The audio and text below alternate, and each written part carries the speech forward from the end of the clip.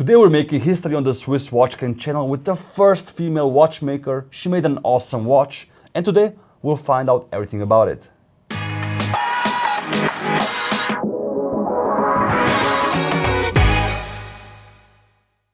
Hello, welcome to the channel. Today we're going to discover this very beautiful creation here. I'm here with Annelinde Dunselman from the Netherlands. Well, thank you for coming here. Thank you for having me here. Thank you. How you been? How was the summer so far for you? Were you busy with making your watch or developing it? Summer was great and I was very busy, yes. Awesome, awesome. It's nice to have you here and thank you again for coming all the way. And it's fun because, again, there's not many female watchmakers I get to know over the last 9 years actually. I can name maybe 4. We'll try to have them on the channel as well. So, how did you start with watchmaking? What was the initial spark? Well, that's been a long time ago. The initial spark, I think it started when I was very young already.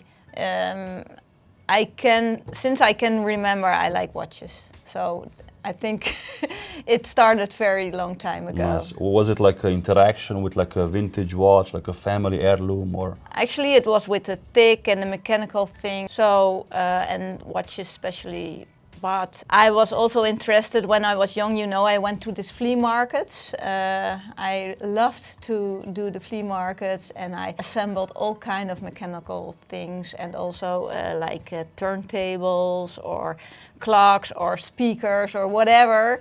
I assembled and brought it home to disassemble and things like that. Very cool.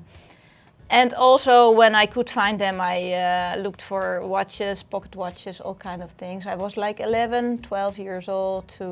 It was my favorite thing. Yeah, it's a very special thing for a young kid. And after this, you basically knew and pursued watchmaking school, or what was the next steps? No, when you got a bit older? Not at all. Actually, it's been with me watchmaking all the time, or watches.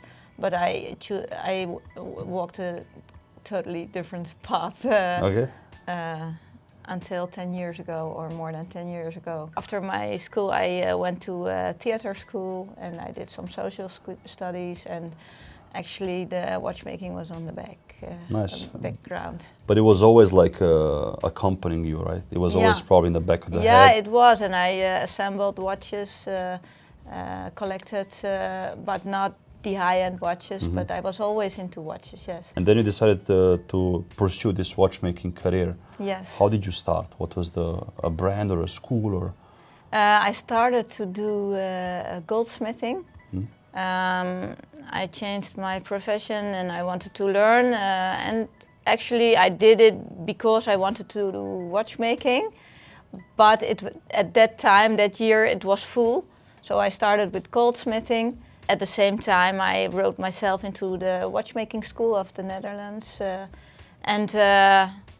well, I started there my study watchmaking. So nice. And after the study was finished, you got hired by a brand, or did you go to Switzerland? Did you stay in Netherlands? In Holland, there's not a lot of watchmaking, so my perspective was like, okay, I will work in a jeweler, and I will repair watches. That's what I thought. But after sales service, basically. Yeah.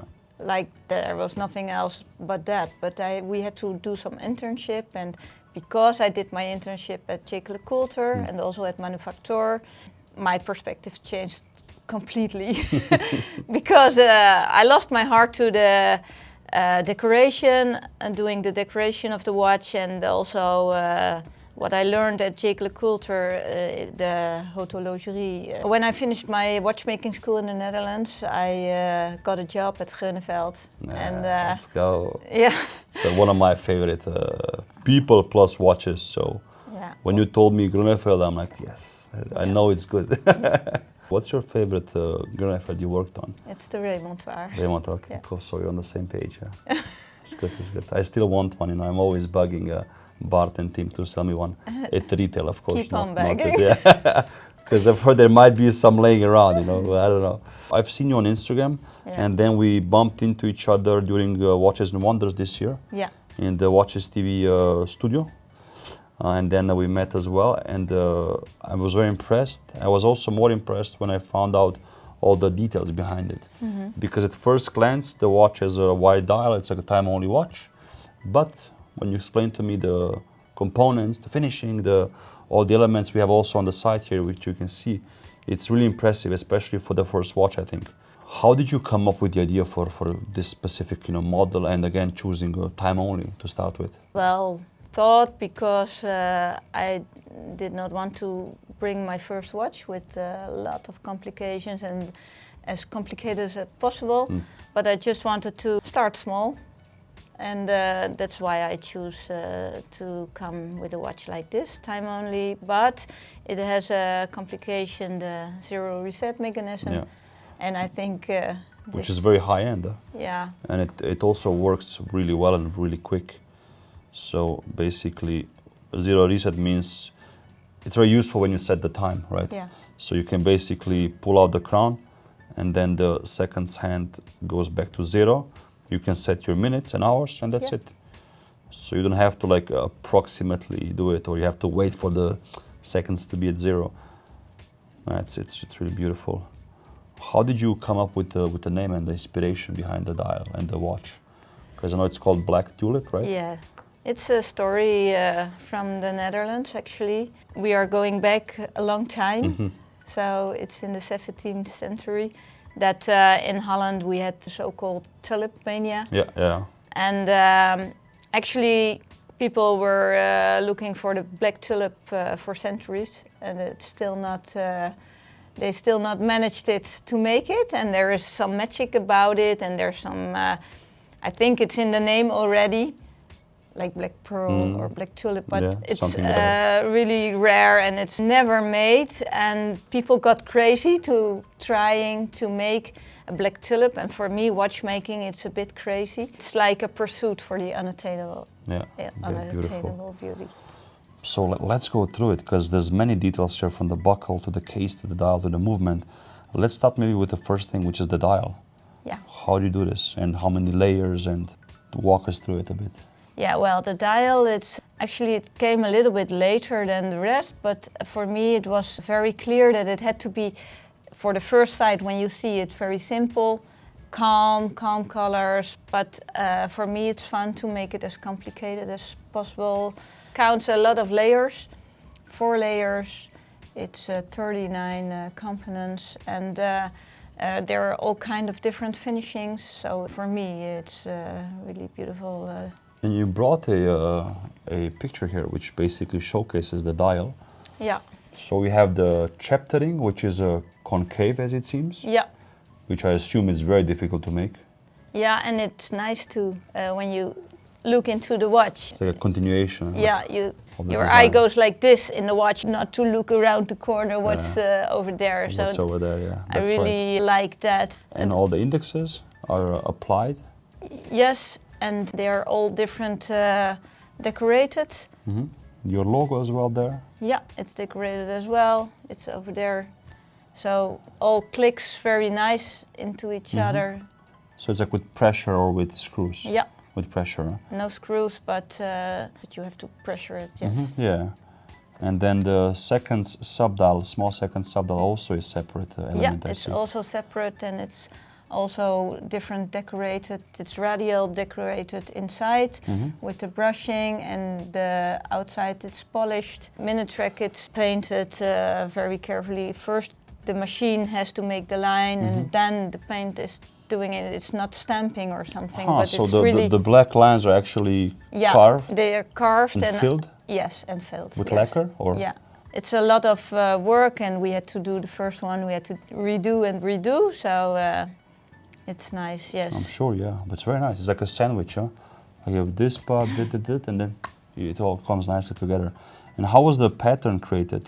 Or basically, it's your logo on the whole dial. Yeah. Actually, I did a lot of study to guilloche, and I did not find my most beloved pattern, and I saw it everywhere, and I wanted to do something new. Since we cannot do with guilloche a pattern like this, I choose for the laser engraving. Yeah. And I did it this small that we cannot see it by eye when you wear it, only when you zoom in, but the light which goes on the pattern makes it really, really nice. Yeah, you're right. At first glance I didn't see it's like the logo. Yeah. But when you look closer, you see.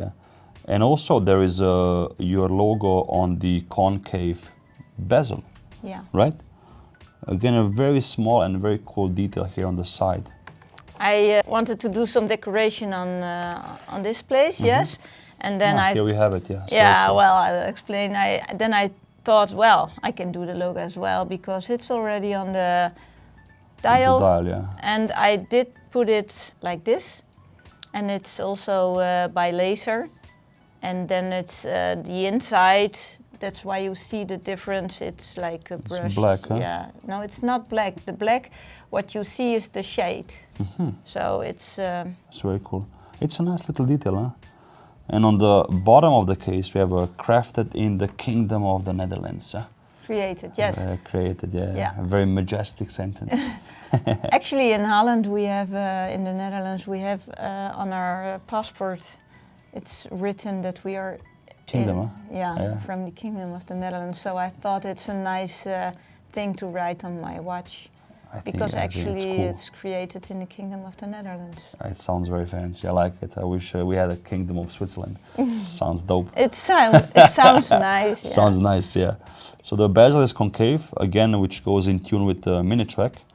And then all the hour markers are polished and just beautiful machined. And what about the hands? Because I also have never seen this shape of hands. Is it in tune with the tulip? Actually, not.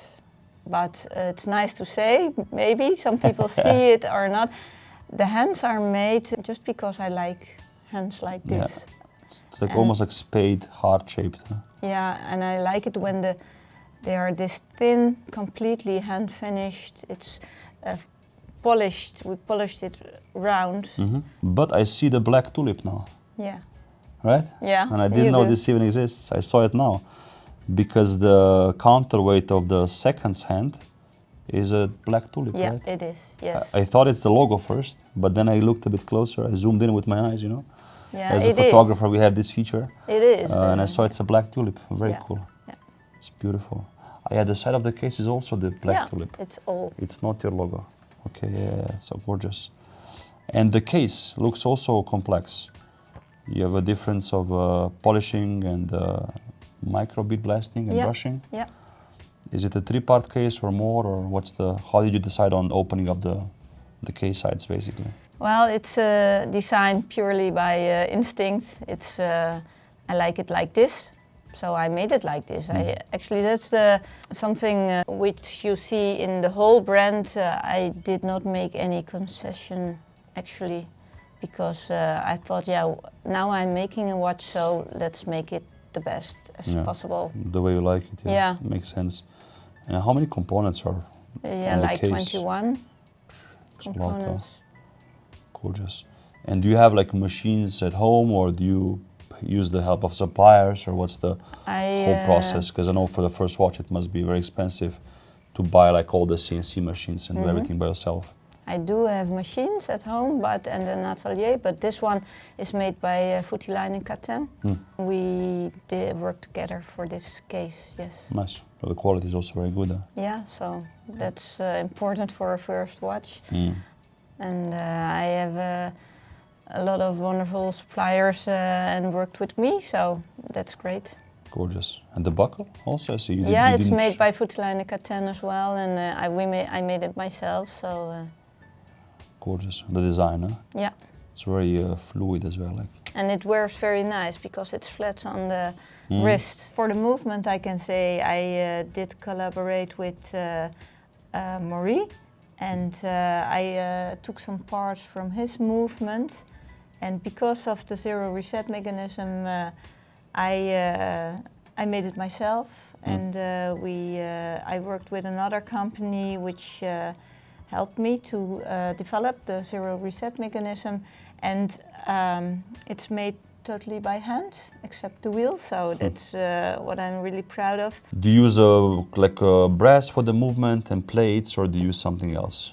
Yes, I use brass, and I did the rhodium plating, and as you can see, the barrel bridge, it's not rhodium plated yet, and it's not finished yet because I just put it the new bridge, because we had to redevelop the click spring and the click, and I think it's even more beautiful than before, and it's working very well. That's very important, because it has 100 hours power reserve. That's very impressive.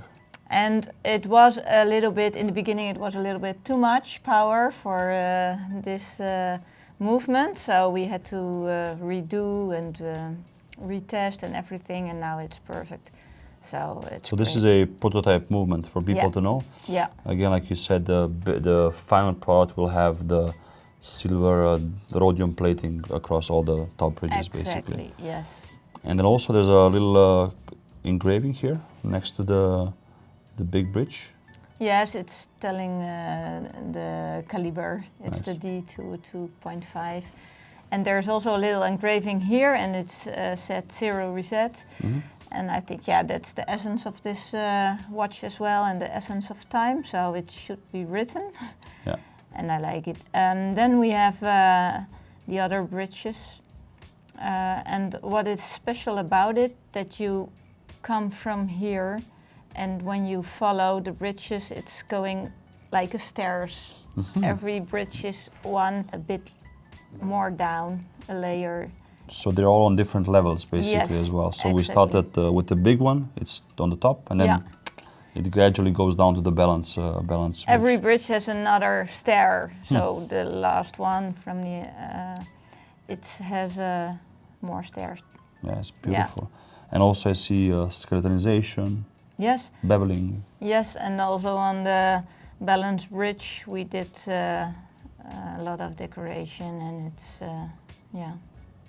Actually, in my next watch I will make it more for the watchmaker because I have a lot of difficulties by to decorate, and yeah, it's a challenge as well, but it's also not easy and it takes time. Yeah, but that's like you said before, the pursuit of the unattainable, right? Yeah, it is. The search for the and black it's tulip. a big pursuit, yeah. And what about the shock system? Because it also doesn't look conventional. No, it is different. Yes, I developed this to have another view. Just to add a bit of more sprinkle of special. Not easy to decorate, but really nice. Yeah. Yeah. What's your favorite part on the movement? Let's say when you work on it, what's your favorite part? The assembly, the polishing, the skeletonization. What do you enjoy the most? I enjoy the most decoration. Yeah. Because it's my favorite, and I can be behind the bench for hours, and I love it because it's just doing my job. And do you listen to podcasts while you do it, or music? I listen to podcasts and music, everything. Nice. Yes, and I like the quiet as well. And usually with the 0 reset function, the balance will stop. Let's see. It didn't on your watch. Why? It's another surprise here, I assume. It's a friction system, and actually it's not stopping, and the movement is continuing, and you can set the time really precisely. Nice. Is this better or worse that the balance wheel doesn't stop? There are different perspectives, but I think the amplitude is not dropping. Going down, dropping, yeah. So until now we have really good results. So I've never seen this before. It's very nice. And what's the case material? it's steel. Steel, huh? Yeah. But it feels very light, huh? It's nice. And the size? It's 38 millimeters. No, perfect. Yeah. So the first model now is made of stainless steel. Is it a limited edition or not? And what's the price? Yes, it's limited edition. I only make 10 pieces. The price is 38,000 euros, excluding VAT. Very nice. I think, like I said at the beginning, I think it's well priced, because with all the watches coming out today in the market, and they don't have 0 reset, they don't have as many details, they don't have the bezels engraved and the special decorations.